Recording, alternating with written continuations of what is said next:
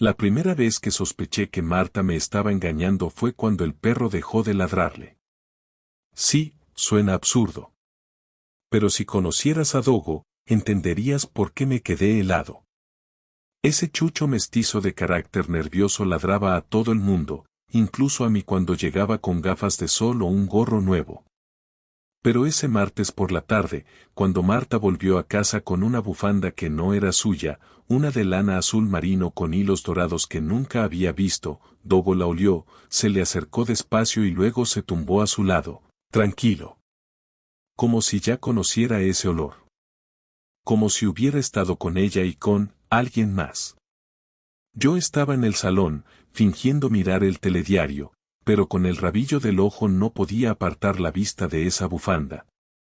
Marta dijo que una compañera del instituto se la había prestado porque salieron a tomar algo después del trabajo. Pero en sus palabras había un ritmo raro, como si leyera de memoria. No dije nada. Solo asentí y me tragué el silencio como si fuera una pastilla sin agua.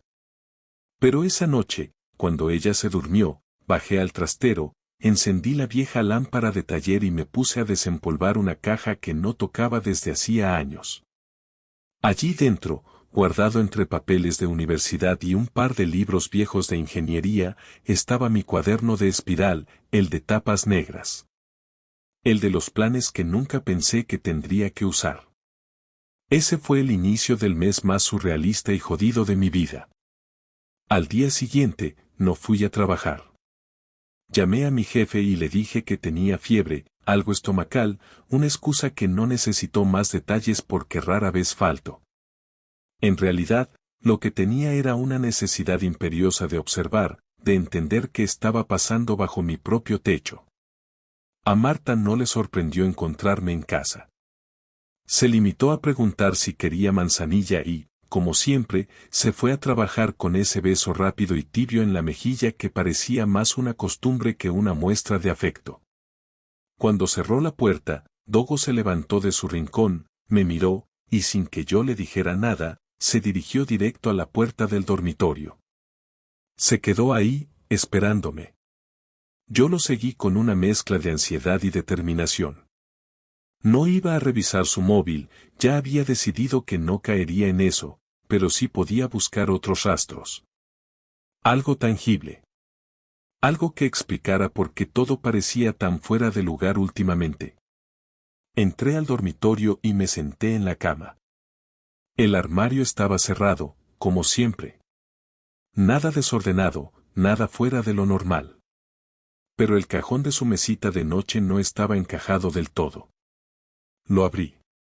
Dentro había lo típico, pañuelos, cremas, una novela que decía estar leyendo desde hacía meses y que nunca parecía avanzar. Pero también había algo que no tenía lógica. 2 entradas para un concierto de Ismael Serrano, fecha de hacía 2 semanas. Marta nunca me dijo nada sobre eso, y yo no había ido a ningún concierto. Ni ella sola, ni con amigas. Eso, o me había mentido. Lo más raro era que una de las entradas estaba doblada, desgastada por haber estado en un bolsillo, la otra perfecta, como nueva. Claramente, una fue usada y la otra no. ¿Quién la acompañó? ¿Por qué no me dijo nada? La duda se quedó ahí, dando vueltas, pero no era suficiente. Tal vez era para una amiga que canceló a último momento, tal vez no era nada. Me convencí de que necesitaba más. Así que esperé. Pasé los días observando. Marta seguía su rutina habitual, trabajo, gimnasio, casa. Pero había pequeños cambios. Empezó a ducharse apenas llegaba del gimnasio, cosa que antes no hacía. Se encerraba en el baño con el pestillo echado y tardaba más de lo habitual. Y dejó de dejar la ropa sucia en el cesto común. La metía directamente en la lavadora y la ponía a funcionar sin esperar a que se llenara. Cosas pequeñas, pero suficientes como para mantenerme en vilo. Una semana después, decidí seguirla. No me enorgullece decirlo, pero lo hice. No era celos ni paranoia. Era algo más profundo, una necesidad de verificar con mis propios ojos que el hueco que sentía entre nosotros no era producto de mi imaginación. Salió del trabajo a las 6 y no se fue directo al gimnasio. Caminó unas 3 calles y entró en una cafetería. Desde el coche no podía ver bien el interior, pero me acerqué caminando, como si fuera un transeúnte más, y desde el escaparate pude verla. No estaba sola. Estaba sentada frente a un hombre, de unos 40, pelo corto y barba arreglada. No se tocaban, pero la forma en la que Marta lo miraba, no era la forma en la que me miraba a mí. Se reía. Esa risa leve que hacía cuando algo le parecía gracioso de verdad, no por compromiso. Estaban cómodos. Íntimos, aunque no se rozaran. Y entonces lo vi, él le pasó una cajetilla de tabaco, ella sacó un cigarro, lo encendió y aspiró como si lo necesitara desde hace días. Marta no fumaba desde la universidad. Lo dejó porque yo odiaba el olor. Verla fumar con tanta naturalidad frente a él fue más que una señal, fue una confirmación. No hice una escena. No entré al local ni le grité desde la calle. Me di la vuelta y caminé despacio, como si mis piernas ya no tuvieran prisa por llegar a ninguna parte. Esa noche, cuando regresó a casa, fingí estar dormido. Se metió a la ducha como siempre, luego se acostó a mi lado sin decir palabra. El olor a humo no estaba. Había usado perfume. Y eso me dolió más que verla con él. Porque eso significaba que no solo me mentía a mí, también intentaba ocultarse a sí misma. Al día siguiente no mencioné nada. Le pregunté si quería que comprara algo para la cena y hablamos sobre lo que Diego tenía que llevar al colegio. Una rutina vacía, sin alma. Pero ya no era yo el que se preguntaba qué estaba pasando. Ahora lo sabía. Marta tenía a alguien más. No necesitaba verla besándolo para entenderlo. La forma en que escondía su rutina, la manera en que sus ojos ya no me buscaban cuando hablábamos, la ausencia de cualquier emoción real entre nosotros. Todo era suficiente. No sabía aún cómo iba a confrontarla. Pero sí sabía que no iba a perdonar esto. No podía. No después de haber visto lo fácil que le resultaba mentirme. No después de ver cómo se deslizaba en otra vida como si la nuestra fuera un disfraz incómodo. Esperé 2 días. No por miedo, ni por dudas, sino porque necesitaba que la conversación no ocurriera bajo el impulso de una rabia desordenada. No quería gritar ni romper nada, no soy ese tipo de hombre. Solo necesitaba que ella se sentara frente a mí y me dijera la verdad, sin adornos, sin rodeos, sin ese tono condescendiente que últimamente usaba cuando yo preguntaba algo simple como ¿cómo te fue hoy? El viernes por la tarde, cuando Diego se fue a dormir a casa de sus primos, supe que era el momento. Me senté en el sofá, le pedí que se sentara también, y ella lo hizo, con esa cara de que algo se olía pero no quería asumirlo. Me miró como se mira a un médico cuando estás esperando un diagnóstico y ya sabes que no será bueno. Marta, tenemos que hablar, dije sin levantar la voz. No voy a rodearlo. Sé que estás con alguien. No hubo un silencio dramático ni un suspiro exagerado. Solo un pestañeo más largo de lo normal, una respiración que se sostuvo un segundo antes de soltarla y un movimiento leve en su cuello, como si tragar saliva le costara más de lo habitual. Se frotó las manos, bajó la mirada y luego la subió, con un gesto que mezclaba resignación con un toque de arrogancia. No estás equivocado, respondió. Pero no es como te imaginas. No me digas que no es como me imagino, respondí, con un tono más firme. Te he visto. Los he visto. Y aunque no los hubiera visto, el problema no es solo el otro. El problema es que te fuiste hace tiempo y yo no me di cuenta. Ella no se molestó en negarlo. No lloró, no pidió perdón. Se limitó a mirarme con esa frialdad que nunca había visto en ella, como si estuviera hablando con un vecino que le había devuelto mal un tupper. No planeaba que pasara, dijo. Solo, empezó. Me sentía sola. Me sentía vacía. Tú estabas, pero no estabas. Siempre cansado, siempre preocupado por el trabajo, por el dinero, por la casa. Y yo, no sabía cómo decírtelo sin que sonara a reproche. ¿Y esto qué es, entonces? Repliqué. ¿Una forma amable de decirme que te aburro? No te estoy culpando, Sergio, contestó, y eso me hizo reír. Reí porque era absurdo, porque decir que no me culpaba mientras admitía que se acostaba con otro era tan ridículo que no supe qué otra cosa hacer. ¿Te estás acostando con él? Pregunté, porque necesitaba oírlo de su boca. Ella dudó un instante. Sí, dijo, al final. Empezó hace unos meses. Lo conocí en un curso que tomé los jueves en la tarde, uno de esos talleres de escritura. No fue premeditado, simplemente sucedió. ¿Cómo se llama? Carlos. ¿Carlos qué? No importa. Para mí sí importa. Carlos Romero. Carlos Romero. El nombre no me decía nada. Probablemente ni siquiera vivía cerca. A lo mejor tenía mujer, hijos.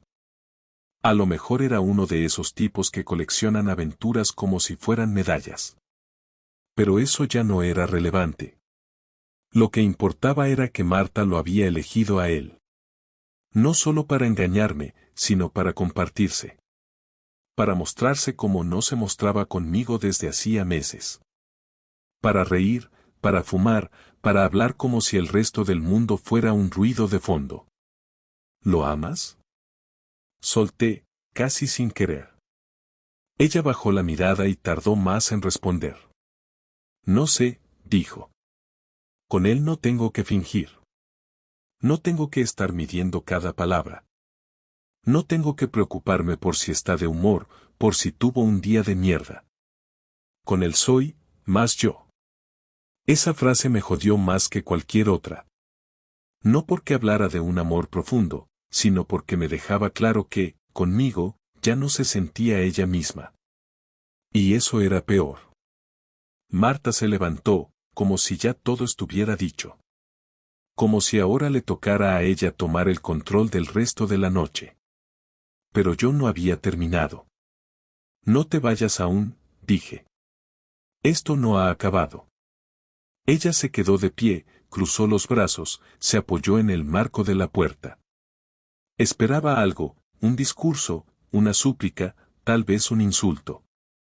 Pero no le di nada de eso. No vas a seguir viéndolo, dije. Al menos no mientras sigamos bajo el mismo techo. ¿Y si digo que sí? Entonces empiezo a moverlo todo para que te vayas tú o me voy yo, pero Diego no merece crecer en medio de esta mierda. Y no voy a permitir que esto siga como si nada. Te lo estoy diciendo ahora, sin gritos, sin amenazas. Pero esto tiene consecuencias. Ella no dijo nada. Me miró durante un largo rato, asintió lentamente y se fue al dormitorio. Esa noche dormimos en camas separadas, como si fuera una decisión natural. Como si lo hubiéramos hecho ya 1000 veces. No sé qué dolió más. Si la confesión sin arrepentimiento o la normalidad con la que ella asumió que esto, lo nuestro, se había terminado hace mucho y yo simplemente era el último en enterarse. No fue una decisión impulsiva ni algo que surgiera en medio de la rabia. La rabia ya se había ido, lo que quedaba era otra cosa, una especie de determinación fría, metódica, como si todo dentro de mí se hubiera reorganizado con un único objetivo. No me interesaba hacerle daño físico ni humillarla en público, no me movía el deseo de destruirla porque ya estaba bastante rota por dentro, aunque no lo supiera. Lo que quería era dejarle claro que yo también podía tomar las riendas, que no era un espectador pasivo en la caída de nuestro matrimonio. Durante días observé su comportamiento, su rutina, sus pequeñas mentiras, los silencios que ya no intentaba justificar. No dijo nada más sobre Carlos ni volvió a salir con la excusa del curso de escritura. Pero tampoco mostró señales de arrepentimiento ni ganas de arreglar nada. Solo coexistíamos, compartiendo espacio sin cruzar más palabras de las necesarias. La idea me vino una noche mientras Diego dormía y yo revisaba la cuenta familiar del banco. Desde hacía meses, Marta había estado sacando pequeñas cantidades de dinero que no me cuadraban. Eran cifras menores, 50, 70 euros, pero constantes. Había aprendido a camuflarlas con descripciones vagas como gastos varios o regalos. Era evidente que financiaba sus encuentros con ese imbécil desde nuestra cuenta conjunta. Ahí encontré mi punto de entrada. Cerré esa cuenta, abrí otra a mi nombre y transferí todo lo que me pertenecía. Luego cambié la clave de acceso de la cuenta común, dejé apenas unos cientos de euros y eliminé el acceso desde su móvil. Al día siguiente me pidió dinero para hacer la compra, como si no supiera que teníamos una tarjeta compartida. La tarjeta no funciona, me dijo, molesta, como si fuera culpa mía. La cancelé. Abrí otra cuenta. Si necesitas algo, me lo dices y vemos, respondí sin levantar la voz, sin darle explicaciones. No lo discutió. Sabía perfectamente por qué lo había hecho, pero no tuvo el valor de enfrentarlo. Esa noche dormí mejor. Después vino lo siguiente. Tenía fotos de ella con Carlos, las tomé aquella vez en la cafetería. No eran explícitas, pero sí sugerentes. Las usé para preparar una carpeta de pruebas, con fechas, movimientos bancarios, capturas de pantallas de reservas de Uber que coincidían con las noches en las que decía estar en el gimnasio. Era todo legal, todo sólido. Contacté a un abogado especializado en divorcios y le entregué todo. Me dijo que, con esa evidencia, podía quedarme con la custodia de Diego sin mayores complicaciones y que probablemente ni siquiera tendría que pagar pensión, ya que podía demostrar adulterio y desvío de fondos. No dije nada. Esperé a tener todo listo. Durante ese tiempo, seguí actuando con normalidad. Desayunábamos los tres, salíamos al parque los fines de semana, incluso hicimos una visita a casa de sus padres. Marta fingía bien, sonreía cuando tocaba, respondía a las preguntas con educación, pero ya no tenía esa energía que la hacía destacar. Estaba apagada, como si también supiera que el final estaba cerca y solo estaba esperando a que alguien lo pusiera en palabras. Una semana después, cuando Diego fue al colegio y yo tenía la mañana libre, le dejé la carpeta sobre la mesa del comedor y me senté frente a ella. Ahí tienes todo lo que necesito para iniciar el divorcio, le dije sin rodeos. Marta no la abrió de inmediato. La miró con esa cara tensa, como si ya supiera lo que había dentro, como si no necesitara comprobarlo para saber que yo había hecho mi tarea. No pensé que llegarías a esto tan rápido, dijo, sin emoción. Tú llegaste primero, contesté. Solo estoy reaccionando. ¿Y Diego? Conmigo. ¿Así de fácil? No, no es fácil. Pero es lo que va a pasar. No puedes decidirlo tú solo. No lo decidí solo. Lo hablé con un abogado. Tengo pruebas. Y tú no estás en condiciones de discutirlo. Ella abrió la carpeta, revisó todo con calma. No lloró, no gritó, no rompió nada. Solo cerró la carpeta y se quedó en silencio. ¿Pensabas quedarte conmigo mientras seguías viéndolo? Pregunté. No lo tenía claro, dijo. No quería destruir todo de golpe. Ya lo hiciste. Se levantó, tomó su abrigo y se fue. No dijo a dónde, no me pidió explicaciones. Esa noche no volvió a dormir en casa. Me escribió un mensaje a medianoche diciendo que se quedaría en casa de una amiga, que necesitaba pensar. No respondí. Al día siguiente, fui al colegio de Diego, hablé con su tutora, le expliqué que la situación en casa iba a cambiar. Me reuní con una psicóloga infantil para empezar el proceso de adaptación. Todo lo que hice fue pensando en que, si ya había perdido a mi mujer, al menos no perdería la estructura de mi vida, mi hijo, mi estabilidad. Ella había elegido otro camino, uno en el que yo no tenía cabida. Yo simplemente había decidido no quedarme parado viendo cómo me arrastraba en su caída. Pasaron 4 días sin que Marta regresara a casa. Durante ese tiempo no hubo mensajes ni llamadas, ninguna señal de que quisiera hablar conmigo o aclarar algo. Diego preguntaba por ella con naturalidad al principio, como si se tratara de un viaje de trabajo o una visita familiar, pero al tercer día dejó de hacerlo, como si intuyera que algo estaba cambiando aunque no se lo dijéramos directamente.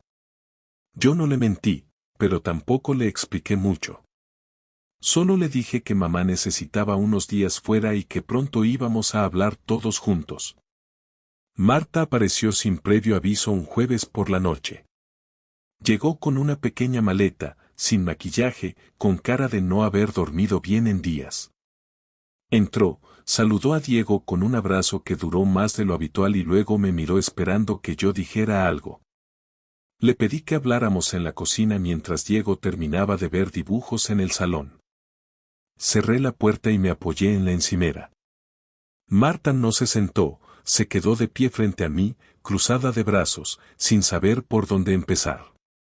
Fui yo quien rompió el silencio. ¿Vienes a buscar tus cosas o a quedarte?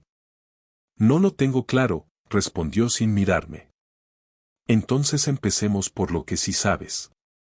¿Vas a seguir viendo a Carlos? No. ¿Seguro? Lo dejé hace 2 días. Le dije que no quería seguir con esto, que había sido un error. ¿Y lo crees de verdad? No lo sé. Solo sé que no quiero perder a Diego. No quiero destruirlo más de lo que ya hemos hecho. A mí ya me perdiste, dije, sin enfado. No estoy enfadado, Marta, solo cansado. Me quedé vacío. No queda nada que discutir sobre nosotros como pareja. Ella bajó la mirada. Se notaba que no estaba sorprendida, pero sí golpeada. Tal vez esperaba una reacción diferente, algo más emocional, tal vez una pelea o una súplica. No la tuvo. Le ofrecí agua, la rechazó. Se quedó en silencio un rato y luego habló, esta vez con un tono más sincero, como si por fin se permitiera soltar lo que llevaba dentro. No quería esto, Sergio. De verdad. Yo no soy esa persona, pero empecé a sentirme atrapada. Como si solo sirviera para cocinar, enseñar a Diego y repetir la misma rutina todos los días. Empecé a odiar los domingos porque sabía que el lunes todo volvería a empezar igual. Carlos no fue amor, fue una salida. Un escape. Me sentía viva cuando estaba con él, aunque fuera por un rato. Pero después me sentía peor, como una cobarde. No buscabas amor, buscabas validación. Pero no era más real que lo que tenías aquí. Solo más nuevo. Más fácil. Cuando las cosas se pusieron aburridas, buscaste a alguien que no conociera tus defectos. No me arrepiento de haberte conocido, dijo, como si eso sirviera de algo. Pero me perdí. No sabía cómo decirte que estaba mal. Tú tampoco te diste cuenta. No es mi trabajo adivinar lo que no dices. Yo tampoco soy perfecto, pero nunca busqué en otra persona lo que me faltaba en casa. Si querías hablar, debiste hablar. Si querías irte, podías irte antes de cruzar esa línea. Ella asintió. No discutió. Se quedó quieta, con los ojos rojos, pero sin llorar. Como si ya hubiera llorado todo antes de venir. Le pregunté qué pensaba hacer ahora. No quiero que Diego se quede sin madre, dijo. Quiero quedarme, pero como madre, no como esposa. Quiero que organicemos esto de manera justa. Que él no sufra más por culpa nuestra. Yo tampoco quiero que lo sufra. Pero tiene que haber reglas. Nada de que vuelva Carlos, nada de visitas a escondidas, nada de escenas delante de Diego. Si vas a quedarte, es para ser madre, no para rehacer tu vida bajo este techo. Lo sé, respondió sin dudar. Solo quiero arreglar lo que se pueda. Ya no se puede arreglar. Solo se puede gestionar. Después de esa conversación, redactamos un calendario. Marta seguiría viviendo en casa, pero dormiría en el cuarto de invitados. Las responsabilidades con Diego serían compartidas y el plan era mantener esta situación hasta que encontráramos una solución mejor o hasta que uno de los dos pudiera mudarse sin alterar la vida del niño. No fue una decisión feliz, pero fue una decisión clara. Lo hablamos frente a Diego al día siguiente, con palabras cuidadas y sin acusaciones. Le dijimos que íbamos a seguir siendo sus padres, que íbamos a estar los dos, pero que mamá y papá necesitaban vivir de forma distinta por un tiempo. Él asintió, no lloró, solo preguntó si podría seguir viendo películas los viernes. Le dijimos que sí. Esa noche, mientras él dormía, cada uno se fue a su habitación sin cruzar palabra. No hubo rencor, ni afecto, solo una aceptación mutua de que lo nuestro ya no existía. Solo quedaba ser padres, y eso sí podíamos hacerlo bien. O al menos intentarlo. El tiempo no lo arregló todo, pero sí ordenó las cosas de una manera que al menos nos permitió respirar. Marta y yo pasamos de ser pareja a ser coinquilinos, y luego simplemente dos adultos que compartían un espacio por necesidad. La tensión inicial bajó cuando ambos aceptamos que no íbamos a volver a estar juntos y que ninguna conversación pendiente cambiaría lo esencial. No hubo más escenas, ni discusiones, ni miradas llenas de reproche. Solo una rutina nueva en la que cada uno tenía claro qué podía esperar del otro. Diego siguió con su rutina, con sus dibujos animados, sus deberes, sus partidos de fútbol los sábados por la mañana, y nosotros hicimos todo lo posible por mantener su mundo lo más intacto posible. Me costó más de lo que esperaba aceptar que ese era el final de mi matrimonio. No porque quisiera seguir con Marta, porque eso ya estaba claro que no, sino porque dolía saber que habíamos fracasado sin siquiera darnos la oportunidad de arreglarlo. Hubiera preferido una pelea fuerte, una última escena donde gritáramos todo lo que nunca dijimos, pero en lugar de eso, el final fue lento, casi administrativo. El amor no se murió de golpe, se fue marchando con cada rutina que repetimos sabiendo que ya no había nada que rescatar. Pasaron 3 semanas hasta que Marta encontró un piso pequeño a 10 minutos andando de casa. Lo firmó sin decirme mucho. Me informó de la mudanza con un mensaje claro y sin rodeos. No me pidió ayuda, no quiso compartir detalles. Yo tampoco pregunté. El día que se fue, no hubo despedida formal.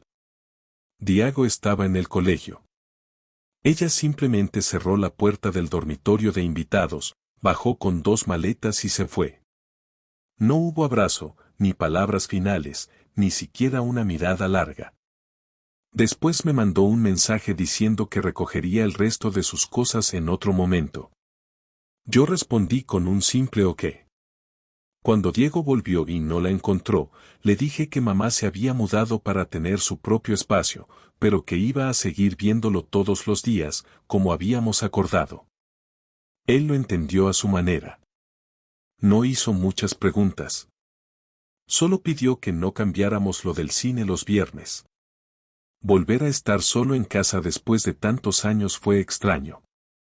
Me levantaba y no había nadie más en la cocina, no tenía que esperar para usar el baño, no escuchaba conversaciones ajenas mientras trabajaba. Era silencio total, pero no era un silencio de paz, sino uno que me obligaba a pensar. Recordaba los domingos por la mañana cuando hacíamos desayunos con música de fondo, las pequeñas rutinas como quien cortaba la fruta o quien bajaba la basura. No es que extrañara a Marta como mujer, sino a la estructura, al orden, a la costumbre de compartir la vida con alguien más.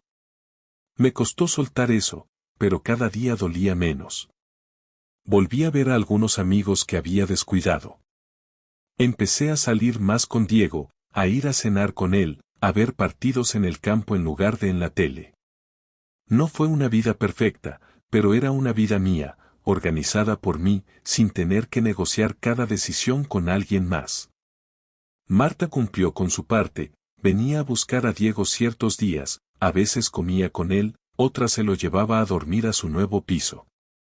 Yo no preguntaba qué hacía con su tiempo ni con quién estaba. Supongo que volvió a ver a Carlos o conoció a alguien más, pero ya no era mi problema.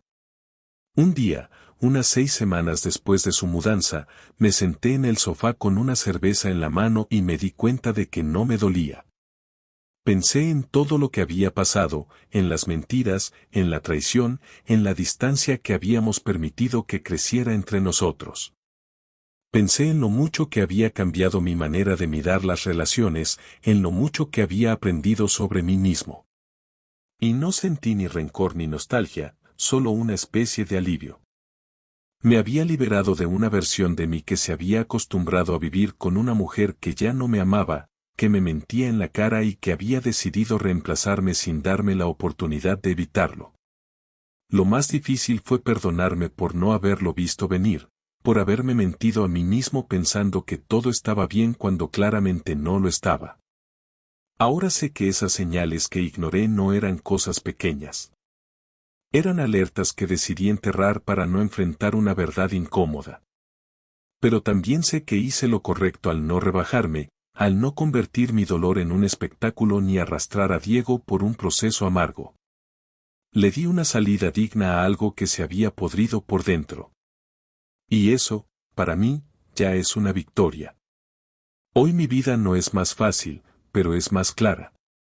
Duermo mejor, tomo decisiones sin miedo, y aunque no tengo claro si alguna vez volveré a enamorarme, al menos tengo la certeza de que no me volveré a conformar con menos de lo que merezco. Marta ya no forma parte de mis planes, pero le agradezco haber dejado claro quién era. Me hizo abrir los ojos. Me hizo avanzar. Y por fin, después de tanto tiempo, sé que estoy bien. No perfecto, no feliz todo el tiempo, pero bien. Y eso es suficiente.